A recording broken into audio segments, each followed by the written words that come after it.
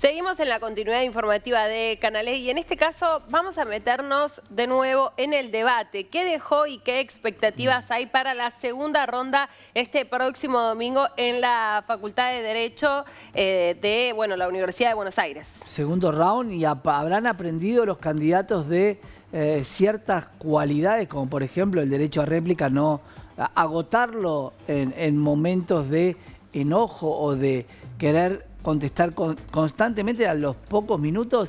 Habrán aprendido de que hay preguntas que, si son muy largas con el tiempo que tienen, no tienen el efecto que deberían tener. Veremos. Liliana Franco está conectada con nosotros para hacer este análisis, ¿no, Lili? Con nosotros de qué dejó y qué podemos esperar del próximo domingo. ¿Cómo estás?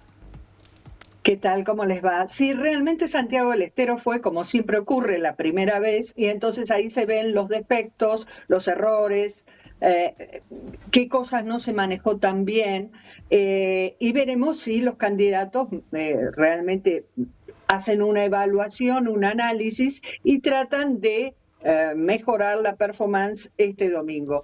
Yo tuve la oportunidad de acompañar y cubrir el tema del debate y sinceramente uno tenía muchas expectativas en materias económicas porque convengamos que una de las mayores preocupaciones, no hay encuesta que no dé que la mayor preocupación de los argentinos es la economía, y tienen razón de que estén muy preocupados. Y sin embargo, yo te diría que es el bloque que más decepcionó en términos temáticos, vale decir, en términos de propuestas. No hubo, o sea, si, salvo Miriam Bregman, que vos tenés en claro cuál es el modelo, para ella la responsabilidad es el Fondo Monetario y por lo tanto hay que cortar con el fondo y hacer un esquema redistributivo diferente, donde ahí el seguidor o el adherente o el simpatizante con Bregman le queda claro lo que va a votar y lo que puede esperar. Pero yo te diría que, y también, perdón, me rectifico, también creo que el ex gobernador de Córdoba fue muy claro, ¿no? Fue muy claro. Schiaretti, si vos estás en Córdoba, creo que lo votás para ser gobernador nuevamente. Pero los otros tres candidatos, que son los que figuran en las encuestas como los que pueden llegar a ir un balotaje, fíjate que no fueron tan concretos en el ¿qué vas a hacer el 11 de diciembre? Milei me llevó incluso hasta 35 años, ¿no?, de un programa. Y en el caso de Massa, que habló de una moneda digital y un blanqueo para la moneda digital. Sé que ustedes estuvieron antes analizando el tema, pero vos imaginate para el gran público. Yo reconozco que soy experta en temas económicos, pero este punto particularmente, que es las monedas digitales, no es mi especialidad, no lo comprendo cabalmente. Y bueno, imagínate el gran público. Entonces, faltó respuestas de los tres candidatos para la situación económica que es apremiante. ¿Qué van a hacer el 11 de diciembre? ¿Qué van a hacer para transitar un año que ya todo el mundo, todos los analistas te dicen que va a ser muy, muy complicado? Lili, el timing de los candidatos estuvo bastante bien. Milei terminaba siempre antes, como que le sobraban algunos minutos. En el caso de Patricia Bullrich parecía que lo que quería expresar le costaba un poco más. Que si yo te pidiera a Liliana Franco, con la experiencia política y económica que tiene, que coachees a cada uno de estos candidatos, ¿qué le dirías? A ver, empezaría yo. Schiaretti habló siempre de Córdoba y estamos hablando de algo nacional. Le diría: dejemos de hablar un poquitito de Córdoba. A Sergio Massa y a los tres candidatos que tienen la obligación de contarnos qué es lo que van a hacer, que sean mucho más específicos. Miriam Bregman, como vos decías, la más genuina porque siempre tiene un mismo pensamiento y una misma línea. Pero, ¿qué le podrías decir a los candidatos para coacharlos de cara a este nuevo debate? Ninguno le habló, salvo Miriam, ¿no?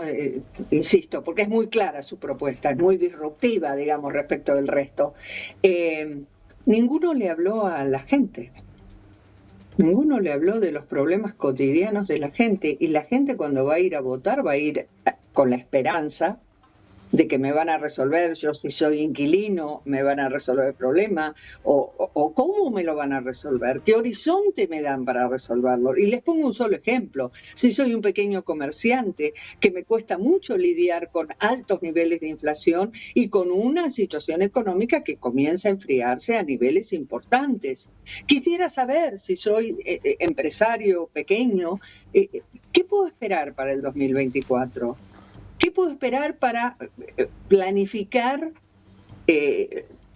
mi producción, mis ventas, etcétera? O sea, nadie le habló, y eso se puede hablar, aunque tengas que decirle cosas que quizás no sean tan agradables. Vos me dirás, pero Liliana, son políticos, ¿cómo me van a vender que en el 2024 la vamos a pasar mal? Claro. Bueno, pero dame un horizonte, explícame cómo llegamos a... Porque después...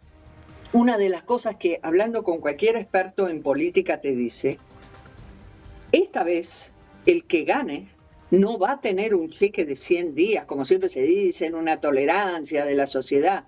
La situación es muy complicada en materia económica. Estamos realmente, yo no pretendo ser alarmista, y hay economistas de mucha valía que lo dicen, estamos al borde de la hiperinflación, esto es muy riesgoso. Entonces, ya sabemos que el 2024 no va a ser bueno.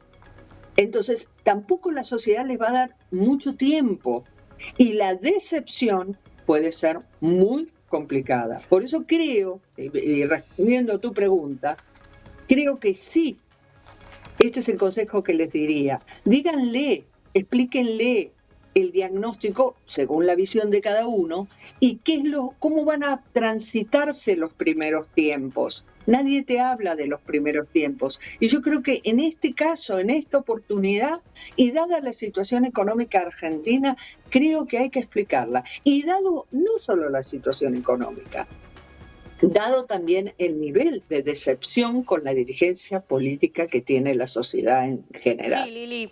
En este contexto, ¿no? Además de tanta incertidumbre, ¿qué puede pasar con Sergio Massa y su figura como ministro?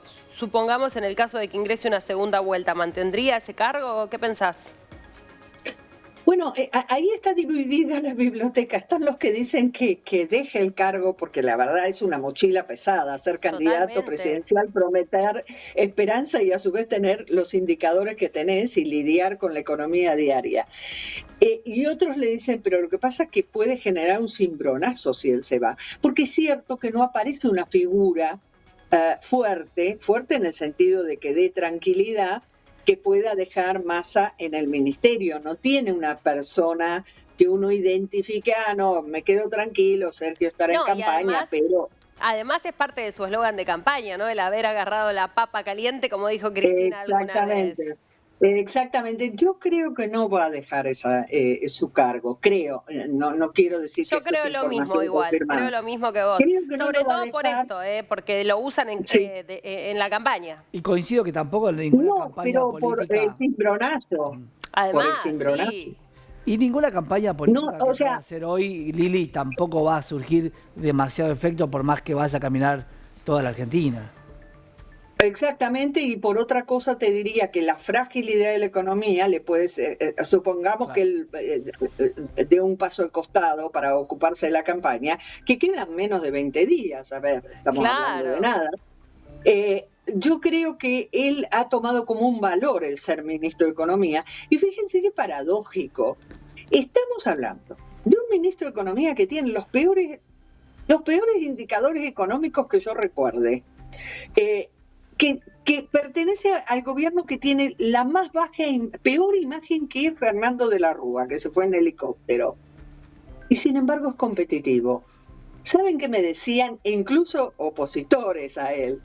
Solo Massa puede explicar esto. Solo esa personalidad puede explicar que sea competitivo. Porque la verdad, si vos le preguntás a cualquier politólogo, mire, tengo este candidato, es ministro de Economía, la economía tiene alta inflación, recesión, bueno, todos los indicadores mal, reservas negativas, y encima el gobierno es pésimo, una imagen desastrosa. El escándalo de Insaurralde, además. Digo, me olvidaba, claro, escándalo en Insaurralde, chocolate, corrupción, todos los combos. Vos le decís a eso, ¿a usted qué le diría? ¿Que se presente elecciones en un país Por supuesto, primero va a pensar que estás loca por la pregunta y Obvio. segundo te va a decir que no.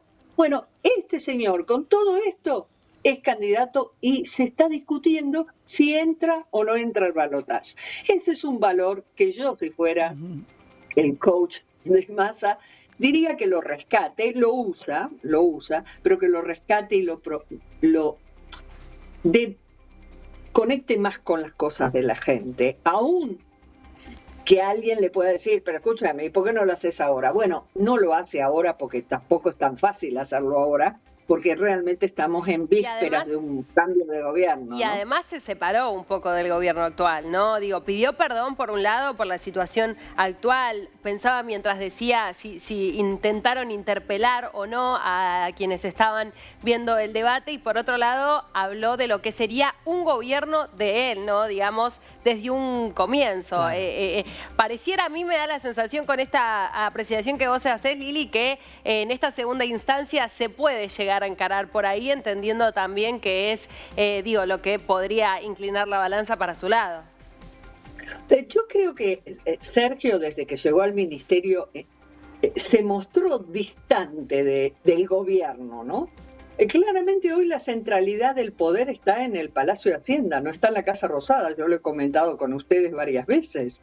De hecho, ¿ustedes se acuerdan que Alberto Fernández todavía está acá? No se fue a China todavía.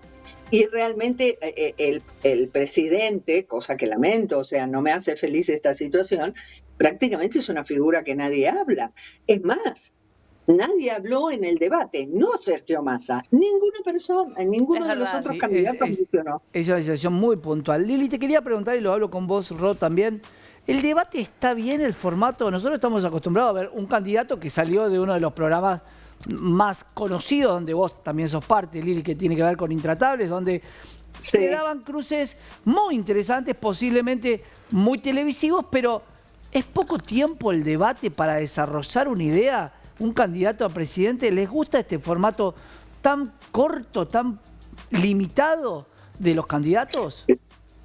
Es buena tu observación. En realidad, el debate, al ser una herramienta institucional fijada por la ley, tiene a los ojos nuestros, sobre todo los periodísticos, ¿no?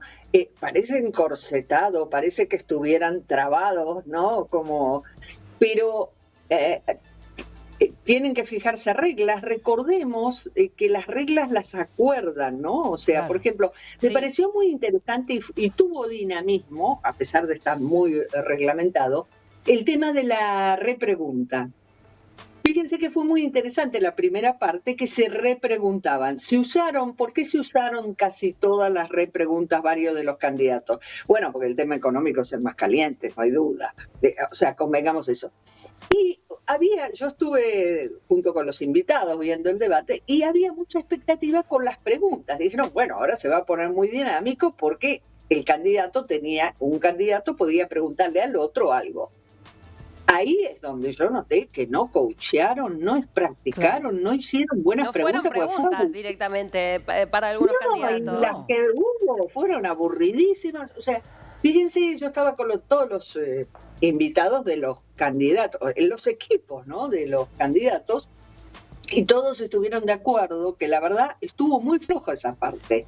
Y uno tenía expectativas de que iba a ser todavía más punzante y más dinámica que la primera parte, que con la repregunta estuvo muy bien. La verdad, las mejores frases, fíjense, salieron en el primer bloque, no en el segundo bloque. Creo que ojalá practiquen esto. Algunos argumentaban, no se puede repreguntar en 15 segundos. Sí, señor, se puede repreguntar en 15 segundos y en 5 también. Hay que saber hacerlo. Preguntar, no repreguntar. Hay que practicarlo, como todo. Claro. O sea, poder de síntesis. Sí, vamos a ver. Exactamente, Lili. Vamos a ver qué pasa este domingo. Vas a ir también, ¿no? Con eso cerramos. Voy a estar ahí también, sí, porque considero que es una cobertura, porque es interesante. Me alegro profundamente y me parece un dato muy, muy promisorio a tener en cuenta. El nivel de rating del debate muestra que la sociedad no está comprando frasecitas hechas solamente, quiere escuchar, quiere ver. ¿Cuánto puede influir en el voto? No lo sé, no lo sabe nadie, en realidad no es muy cuantificable, pero sí es muy importante para mi modo de ver, y que la dirigencia política tendría que tenerlo en cuenta, que hay mucho interés de escucharlos. Bien. Por eso Pregunto en 5 me segundos. parece muy, muy bueno. Pregunto en 5 segundos. ¿Puede haber otro que sea por fuera de estos dos, justamente en otro lugar, en otro set, que sea un poco más libre?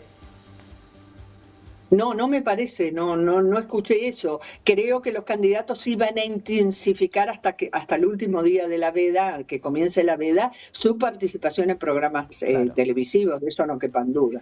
Pero es cierto lo que decís, Intrastable se instaló un estilo de debate, si querés a los gritos también, y no está bueno. Lo bueno es que la gente se entienda sin gritarse. Está Obvio. bueno para la televisión, pero no para un debate institucional. Sin Claro, duda, Lili, ¿instaló sin un duda, estilo de sí. debate o instaló también un candidato? Y eso hay que Ambas. debatirlo y largo.